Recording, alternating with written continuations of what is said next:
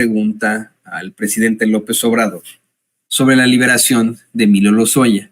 Y mire, con mucho respeto se lo digo, yo entiendo que como gobierno se tengan que defender de los constantes ataques en su contra, pero tampoco queremos que se malinterprete y que se piense que nosotros somos parte de ese aparato de la ultraderecha que constantemente nada más le apuesta a la guerra sucia contra López Obrador. No, nosotros no somos así, pero pues lo que le queremos insistir hasta el cansancio aquí en Sin Censura, nadie tiene cheque en blanco y se tiene que señalar lo que se tiene que señalar. Y es usted que nos ve, que nos escucha, el que constantemente nos cuestiona y nos plantea su inconformidad con el actuar de la Fiscalía General de la República, específicamente con la del fiscal general Alejandro Gertz Manero, a quien no hemos visto en mucho tiempo. Hoy la nota efectivamente es que liberaron, porque eso es lo que pasó. Hoy que liberaron a Emilio Lozoya Austin para que pueda continuar su proceso penal en prisión domiciliaria con un brazalete o tobillera electrónica. ¿Estamos? Bueno. El planteamiento oficial del gobierno federal en estos momentos es que esto es parte de la campaña, el cuestionamiento a esta circunstancia tan lamentable, es parte de la campaña en contra del presidente López Obrador. A mí no me gustaría que se fuera por ahí. ¿Que lo van a ocupar algunos medios de comunicación corporativos? Pues claro que sí, claro que lo van a hacer, pues para eso se pintan solos, pero esto sí se tiene que señalar. Y hoy, por ejemplo, en la conferencia de prensa mañanera, en el último inciso del quién es quién de las mentiras de la semana, pusieron una colaboración de Infodemia. Dios los libre. Infobae es la agencia argentina que se ha convertido en uno de los principales propagadores de fakes ahí en México. Bueno, la colaboración de Infodemia sobre las noticias y mentiras del caso Loyola, las noticias falsas y las mentiras del caso Loyola. Lozoya. ¿Qué dije? ¿Qué dije? Dijiste Loyola. No, Lozoya, disculpe usted. No, me van ahí ¿cómo se llama? Los salesianos me van a dar me van a partir mandarín de gajos. No. Las noticias falsas y las mentiras en el caso Lozoya para defenderlo. Y dicen que se está planteando abiertamente que lo liberaron para que se piense que ya terminó el proceso. Y no es así. O sea, efectivamente los encabezados pueden decir chiale como el nuestro, ¿no? Juez libera a Lozoya, otro fracaso de Gertz Manero, ¿no? Puede ser, ¿no? Pero no estamos diciendo implícitamente que ya ganó el juicio, ¿no? Lo hemos aclarado desde el principio. Continúa su proceso, pero en estricto sentido sí es en libertad. Eso de la prisión domiciliaria, en el caso de Lozoya ya vimos que es una ridiculez, tanto que el tipo puede ir a cenar ahí a los mejores restaurantes de las Lomas y pedir pato laqueado, ¿no? Como lo hizo en el restaurante Hunan o Unano, su chingada madre, ¿no? Ya que estos restaurantes carísimos ahí en la Ciudad de México. Bueno, hoy pues obviamente se lo iba a tener que recriminar Dalila Escobar de proceso al presidente López Obrador. Obviamente se lo tenía que reprochar que si dicen que el Poder Judicial ha favorecido a Emilio Lozoya, pues entonces ¿qué papel ha jugado la Fiscalía General y qué se debe hacer si no ha sido suficiente el actor de dicha Procuraduría? En primer lugar, el presidente comenta que sí hay muchas pruebas, pero que el Poder Judicial está, en todo caso en estos momentos, en el plan de otorgar perdones y hacer valer la impunidad, el no aceptar la prisión preventiva, que de hecho la Suprema Corte la quiere quitar. Efectivamente, en estos momentos se analiza, no estos momentos, lleva ya mucho tiempo, pero se analiza el poder, de alguna otra forma, retirar la figura de la figura muy extraña, se analiza de forma muy extraña quitar la figura de la prisión preventiva. ¿Para qué sirve la prisión preventiva? Para varias circunstancias. En primer lugar, para proteger a las víctimas y a los ofendidos. Esa es una de las razones por las cuales se establece la prisión preventiva del presunto responsable. En segundo lugar, para evitar que ese responsable se evada de las autoridades, se le llama, que se pueda escapar, pues, que esquive la justicia, ¿no? En estricto sentido son esas dos razones, que se escape o que pueda hacerle daño a la persona en caso de que lo tenga, o hasta cierto punto hay algunos juristas que consideran también la parte del castigo previo, al tratarse de solamente con delitos fuertes. Para que alguien alcance la prisión preventiva, una de las reglas es que se haga una media entre la pena mayor y la pena menor, se haga el cómputo, se busque la media, y si se llega a 5 años, entonces sí hay prisión preventiva oficiosa, y si no, bueno, puede salir la persona y llevar su proceso en libertad. Imagínese usted en México que pues de alguna otra forma se aplicara ese principio. ¿Apoyaría a muchas personas que son acusadas injustamente? Sí, ¿no? Como ocurre tantas veces en México, tantas personas están en la cárcel injustamente. Yo diría la gran mayoría de las personas que se encuentran en las cárceles mexicanas están ahí porque son pobres. Esa es la realidad, la gran mayoría. Y pues obviamente siempre nos hemos de solidarizar con ellos, con sus familias. El estar en la cárcel es una situación horrenda, espantosa, que pues provoca sufrimiento para todos, para las familias, para las personas que están ahí. Y insisto, no en un país en el que la mayoría de los que están ahí es por su pobreza, más que por otra cosa. Pero esta determinación, este análisis que tiene la Suprema Corte de Justicia no es para favorecer al pueblo, no es para ayudar a la gente que no tiene para pagar un abogado y que no puede demostrar que efectivamente no se merece la prisión preventiva oficiosa. No, es para favorecer a esos camajanes que están en la política, en el empresariado, y no enfrenten las consecuencias de sus actos, como Emilio Lozoya Austin. Efectivamente, claro que sí. Dice que el presidente que pues la Suprema Corte actúa siempre en franca impunidad y siempre llega con una excusa, con un pretexto, pero fue más allá. Hizo una declaración extremadamente dura sobre la ministra presidenta de la Suprema Corte de Justicia, Norma Piña. Muy dura, y agárrese porque se la vamos a poner. En primer lugar, es más, ¿qué le parece, don David, que ponemos el clip 28 y de ahí nos vamos con los siguientes? Está muy fuerte lo que le vamos a comentar. El presidente asegura que este corrupto poder judicial al que nos enfrentamos los mexicanos es herencia de la época de Diego Fernández de Ceballos y de Fernando Gómez Montt, abogados que eran muy buenos pero para la corrupción. Y de ahí se soltó a decir cómo les iba con Arturo Saldívar y cómo les va ahora con la ministra Piña. Poderoso caballero, don dinero. Era la época de Diego Fernández de Ceballos, de Gómez Montt, puras finísimas personas, muy buenos abogados, jurisconsultos, de primer orden, muy buenos para el influyentismo. Entonces, esa es la herencia, eso es lo que están ahora reviviendo. Es lo que ha estado pasando. Cuando estaba el ministro Saldívar de presidente de la Corte, había más recato. Todavía cuando había un asunto así, de este tipo, nosotros respetuosamente interveníamos. Porque es que no solo es la libertad, aun cuando se trate de libertad domiciliaria,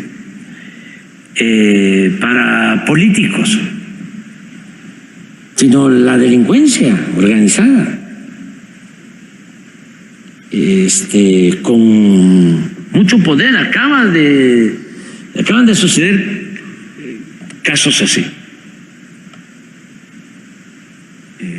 donde los jueces protegen y ordenan que se libere a un delincuente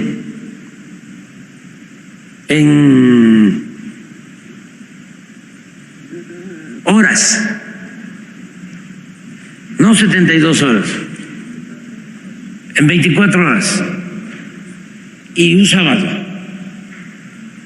Y tenemos que andar pendientes para ver si no tienen otras órdenes de aprehensión. En algunos casos sí, y ya no salen. Pero cuando se daban estos hechos y estaba Saldívar, se hablaba con él y él podía, respetuoso de las autonomías, de los jueces, pero pensando en el interés general, pensando en la justicia, en proteger a los ciudadanos ante el crimen, hablaba con el juez y le decía: cuidado con esto. Si viene mal la averiguación, porque el Ministerio Público, en vez de poner que detuvo a la persona, detuvieron a la persona a las 9 de la mañana, encontró de que lo detuvieron a las 11. Y ya con ese hecho podía dictar la libertad. No reponer el procedimiento, no llamar al Ministerio Público: oye, a ver, explica. Porque estamos hablando de un señor que se dedicaba al secuestro, un señor homicida. No es nada más así de que por un error lo vamos a dejar en libertad, porque usan como excusa todo ese tipo de cosas, ¿no? Entonces, él ayudaba. Llega la señora Piña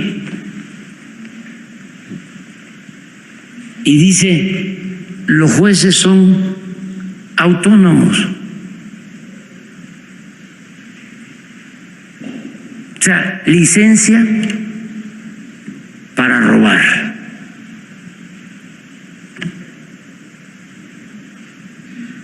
O sea,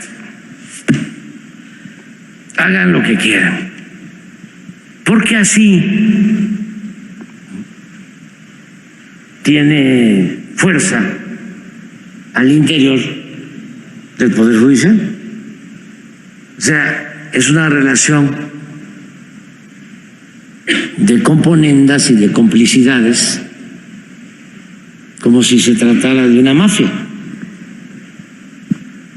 O sea que...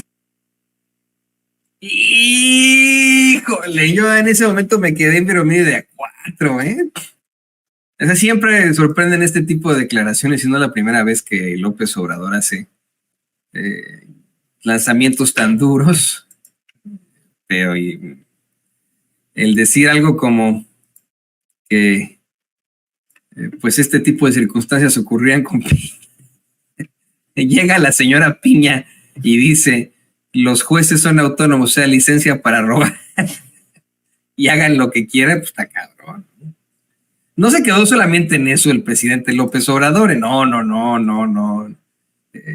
Incrédula, ahorita la va a escuchar, Dalila Escobar de Proceso le cuestiona si, como él lo plantea, verdaderamente impacta que la ministra Norma Piña esté al frente de la Suprema Corte en casos como la liberación de Emilio Lozoya. Y no, la respuesta no tiene precedentes.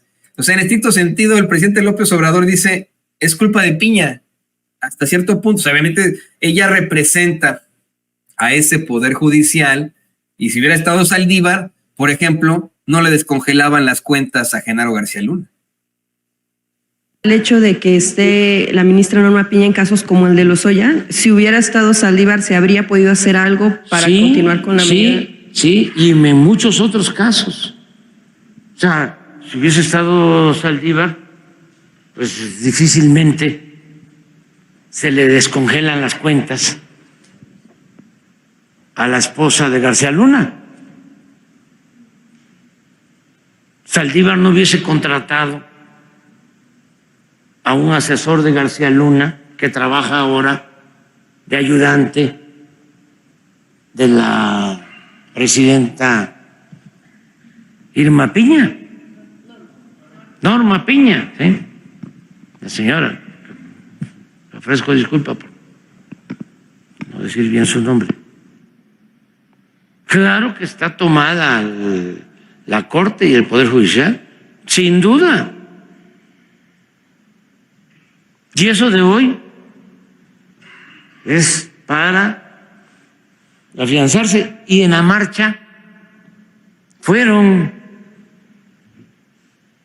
jueces, empleados del Poder Judicial, porque como estamos planteando de que los elige el pueblo, porque esa es la única manera de limpiar el Poder Judicial, que el pueblo elija a los jueces, a los magistrados, a los ministros. Ya ven que para todo eso el INE no se toca, la Corte no se toca. Mi democracia no se toca.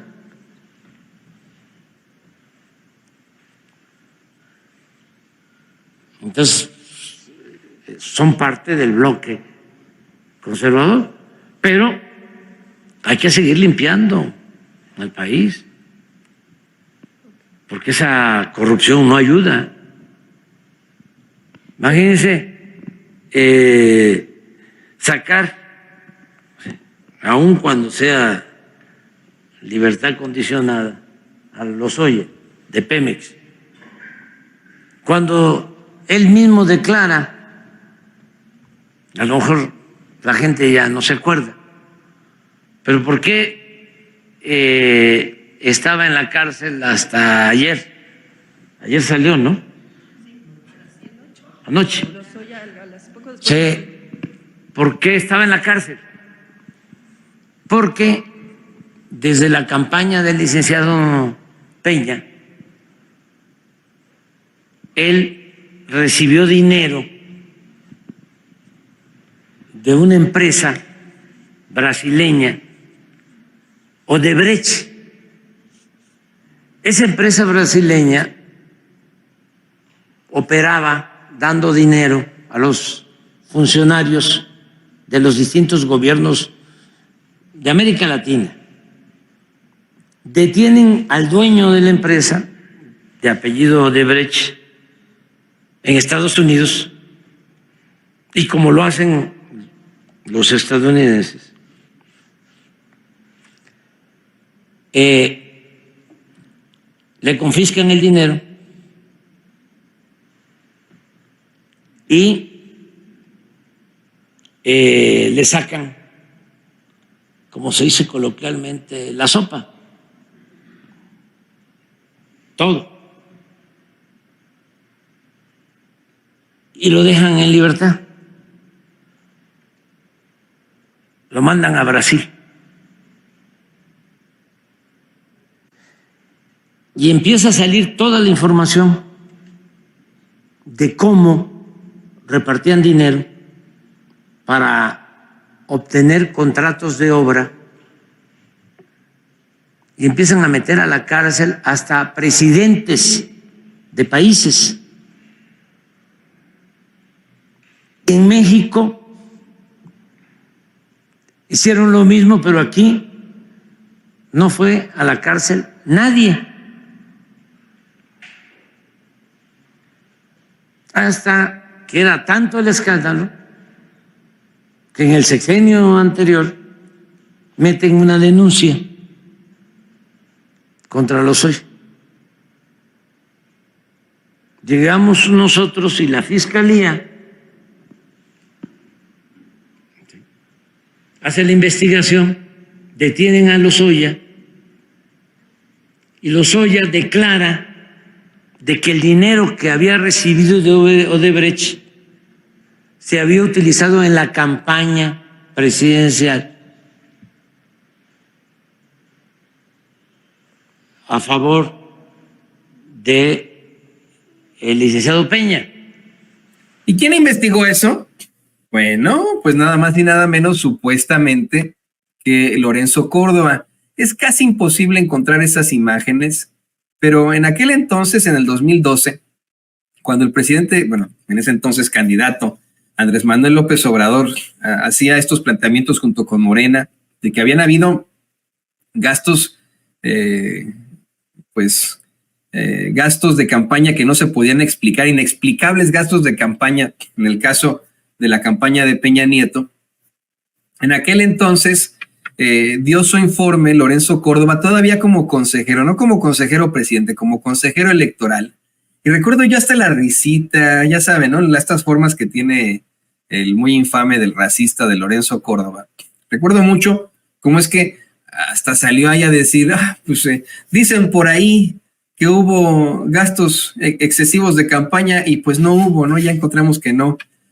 Tiempo después se hablarían de estas declaraciones de Emilio Lozoya Austin, de estas acusaciones muy fuertes, y efectivamente se abrió un caso en el Instituto Nacional Electoral que no se siguió, pero para nada terminó saliéndose primero del Instituto Lorenzo Córdoba, Ciro Murayama y el Porfirito Edmundo Jacobo, que le dieran seguimiento al caso, y el INE se lavó las manos, pues es que como nadie le hizo caso, dijeron, ¿no? El caso ya no tuvo caso. Pero bueno, para hablar de todo esto y además, bueno, ¿qué le pareció a usted? ¿Qué le pareció a usted lo que plantea el presidente López Obrador sobre la ministra Norma Piña? Durísimo, ¿no? Durísimo.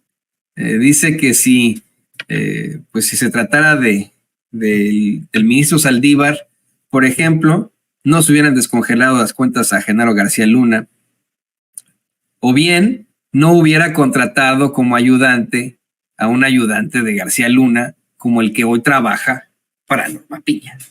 Y ahora sí, le pido al equipo que nos grabe porque estamos de plácemes aquí en Sin Censura, de celebración.